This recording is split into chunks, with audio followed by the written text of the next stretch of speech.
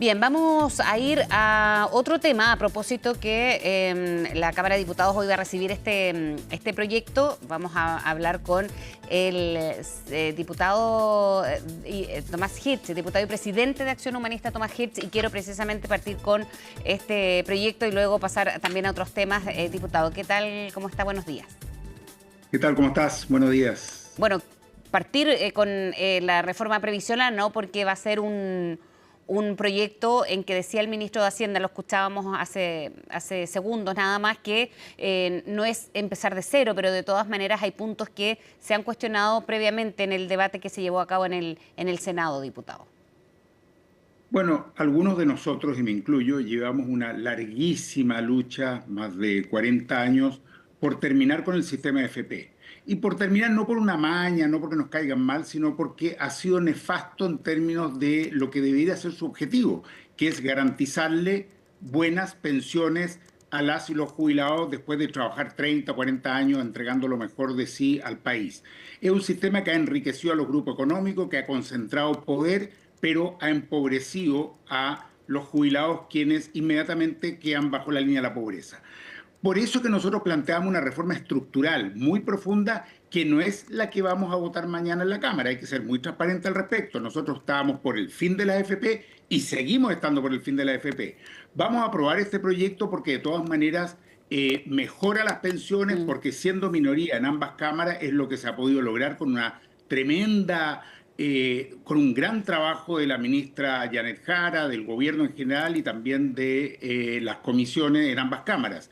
Pero esto sigue y hay que ser muy claro y transparente al respecto. Nosotros, por lo menos de Acción Humanista, vamos a seguir empujando por tener una reforma profunda, estructural, que convierta el tema de las pensiones en un derecho social y no un negocio para unos pocos. Así que muy claro, uno podrá aprobarlo de mañana, vamos a revisar en todo caso cada una de las votaciones separadas, a ver si en algunas de ellas tenemos diferencias profundas, pero vamos a seguir. De hecho, junto a Ana María Gamuri, como Acción Humanista, vamos a presentar algunos proyectos de ley y reformas constitucionales que van en la dirección de terminar de una vez por todas a futuro con las AFP. Ya, y en ese sentido, entonces, ¿cree usted que están los votos, ¿no? Más allá de las diferencias que haya para terminar con este proyecto aprobado antes de salir de vacaciones, ¿no? O de proceso legislativo, que termine el proceso legislativo.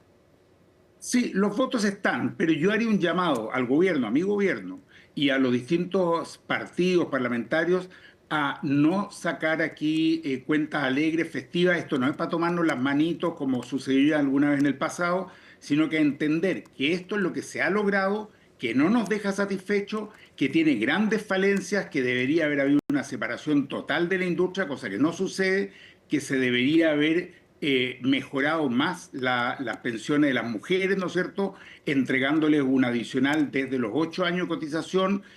Hay varios otros factores en los cuales creo que tendríamos que hacer un esfuerzo importante.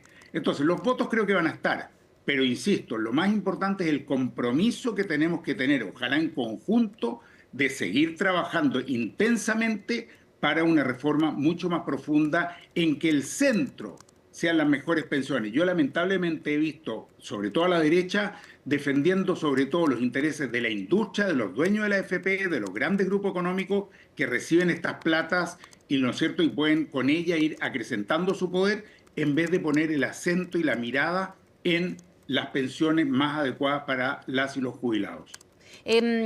Ahora sí, diputado, pasemos al tema que también nos ha convocado, principalmente porque se va a cumplir el primer año de la muerte del expresidente Piñera, con la petición de algunos parlamentarios de Chile Vamos de este monumento, ¿no?, en recuerdo del exmandatario. Usted es quizás una de las voces que más se ha opuesto a esta iniciativa. Así es, yo me he opuesto a esta iniciativa y lo he manifestado así tanto en las redes como en distintas conversaciones con medios de comunicación, también en el Congreso, porque creo que se comete un tremendo error, una señal muy equívoca cuando se pretende levantar un monumento a quien ha quedado claro que participó con su gobierno en violaciones brutales a los derechos humanos. Se ha discutido si son sistemáticas o no, me parece que ese no es el punto. fueron las violaciones más graves que han habido desde el retorno a la democracia. Pero, Hay muchos, disculpe, diputado, hay muchos casos, perdón, sí. solo para no dejar hay dudas de si son sistemáticas o no, eso no hace la diferencia. Es decir, cuando son sistemáticas es del Estado, acá hubo un contexto distinto que fue incluso visto y estudiado por organizaciones internacionales. Por eso se habló de que no habían sido violaciones a los derechos humanos de manera sistemática del Estado de Chile. Mira, yo y nosotros en Acción Humanista no estamos de acuerdo en levantar monumentos a quienes violaron los derechos humanos. Podrás decir que jurídicamente no fueron sistemáticas, desde mi punto de vista fueron de todas maneras generalizadas y repetidas, y por organismos del Estado, y el presidente de la República dejó hacer como mínimo, y después protegieron incluso a quienes violaron esos derechos humanos con torturas, con disparos, dejando con daño ocular a más de 300 personas. Por favor, eso no es casualidad, no es que a todos se les fue el disparo. Ahora bien, a eso hay que agregar que hay una serie de juicios, de investigaciones que están todavía abiertas y pendientes. Entonces uno se pregunta, ¿por qué tanto apuro en la derecha? Porque te agrego un segundo tema. Con los audios que hemos escuchado del señor Hermosilla, nos hemos ido enterando de la red de protección que ha habido para el expresidente Sebastián Piñera en otras materias, en cuestiones de negocio, ¿no es cierto?, con intereses totalmente cruzados entre su prioridad como empresario, que siempre desde mi punto de vista fue para él lo más relevante, y su rol como presidente de la República, con negocios realizados en paraísos fiscales, con fiscales que les pasaban información, con juezas que ayudaban a redactar algunas cuestiones, una situación escandalosa. Entonces, yo te voy a decir la verdad, uno termina preguntándose si este apuro desesperado que han manifestado algunos en la derecha no tendrá que ver con que se apruebe este monumento antes que salgan a la luz más situaciones graves, irregulares y tremendamente ilícitas. Entonces yo creo que si se le quiere hacer un monumento, esperemos, me parece que esta incontinencia, este apuro es curioso, llama la atención y no es bueno para la democracia de un país levantarle monumentos a quien está involucrado en situaciones de violación a los derechos humanos y en situaciones gravísimas de ocultamiento de la verdad respecto a la justicia, como lo que está saliendo con el caso Audio, incluyendo quien fue su ministro del Interior, el señor Chadwick. Ahora, ¿usted cree que hay más interés y apuro desde Chile Vamos por esas razones? Porque podría haber en alguna investigación que involucre al exmandatario y esto se disuelva luego de hacer un monumento o lo que sea, una estatua. Sí, yo creo que las chilenas y chilenos tenemos derecho a tener un signo de interrogación bastante grande, a que nos llame la atención que haya este apuro tan grande. Si ellos dicen y creen que van a hacer gobierno, ¿por qué se están apurando tanto? ¿Por qué quieren ahora sacar esto? ¿Qué información hay o qué información no quieren que salga a la luz? Que esto se apruebe lo más rápido posible. Insisto, en situaciones de este tipo, primero dejemos que la justicia avance todo lo que tenga que avanzar, que se esclarezcan todos los hechos, que salga a la luz todas las situaciones irregulares y después discutamos si se le hace o no se le hace un monumento. A mí en lo personal, además debo decirte que me gusta mucho la idea de consultar a la ciudadanía. Yo soy de los que creo que deberíamos tener mucho más plebiscito, consulta. Para este y me tipo llama de...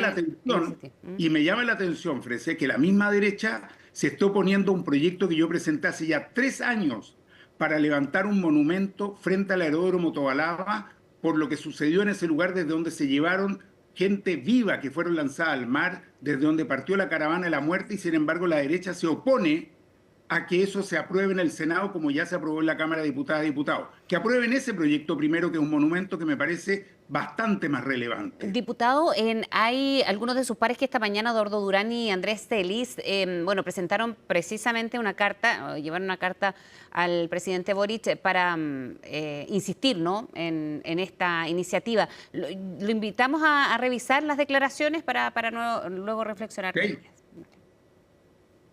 Es fundamental que el presidente Boric apoye este proyecto, toda vez que en las exequias y cuando se realizaba el funeral, él deslizó y lo dijo públicamente, que habían sido muy injustas las críticas que en su momento le hicieron a la figura del ex mandatario hoy fallecido. Lo que nos parece a nosotros inmoral es la pequeñez de la izquierda para tratar este asunto, toda vez que el presidente Piñera, las credenciales democráticas de él nunca fueron cuestionadas. Fue un presidente que levantó al país.